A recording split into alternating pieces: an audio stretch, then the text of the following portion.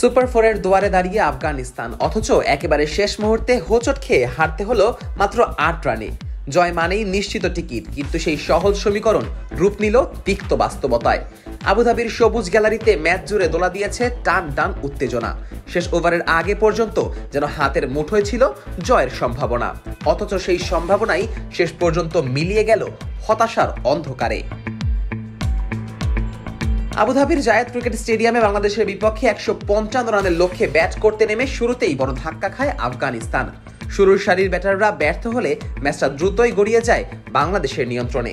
তবে সেই চাপ থেকে কিছুটা স্বস্তি এনে দেন আজমাতুল্লাহ ওমরজাই।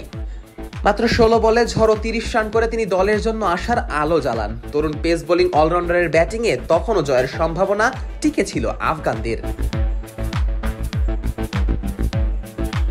এরপরই হাল ধরেন রশিদ খান। মোস্তাফিজুর রহমানকে টানা ৪ ও ছক্কা মেরে সমীকরণ নামিয়ে আনেন ১৮ বলে ৩১ রানে।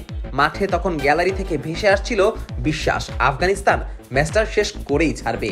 কিন্তু সেই মোস্তাফিজের পরের ওভারই আউট হয়ে যান রশিদ, করেন ১১ বলে ২০ রান। তার বিদায়ের পরই ভেঙে পড়ে রশিদ খানের দল। শেষ ওভারে নূর আহমেদ ২টি ছক্কা হাঁকালেও জয়ের জন্য প্রয়োজনীয় রান তুলতে পারেননি। ৮ রানের ঘাটতিতেই থেমে যায় তাদের লড়াই। ম্যাচ শেষে তাই আফসোস ভরা কণ্ঠে শোনা গেল রশিদের আক্ষেপ। তিনি বলেন, শেষ পর্যন্ত আমরা ম্যাচে ছিলাম, আমাদের নাগালেই ছিল লক্ষ্য, কিন্তু শেষ পর্যন্ত ফিনিশ করতে পারিনি। শেষ দিকে ১৮ বলে ৩০ রান খুবই নেওয়ার মতো ছিল। শুধু ফিনিশিং নয়, শুরু থেকে নিজেদের স্বাভাবিক ছন্দে খেলতে পারেননি আফগানরা বলে মনে করেন রশিদ। পুরস্কার বিতরণী মঞ্চে তিনি বলেন, আপনি যদি দেখেন শুরুর দিকে আমরা সেই ধরনের ক্রিকেট খেলিনি যেটার জন্য আমরা পরিচিত।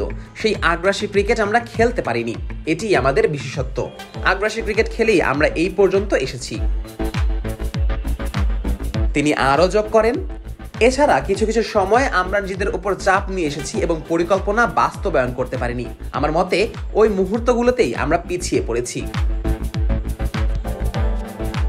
এখন আফগানিস্তানের সামনে শেষ সুযোগ শ্রীলঙ্কার বিপক্ষে ম্যাচ। ওই লড়াইয়ে জয় পেলে তাদের সুপার ফোরে যাওয়ার সম্ভাবনা উজ্জ্বল হবে, কারণ নেট রান রেট এখন পর্যন্ত তাদের পক্ষেই আছে।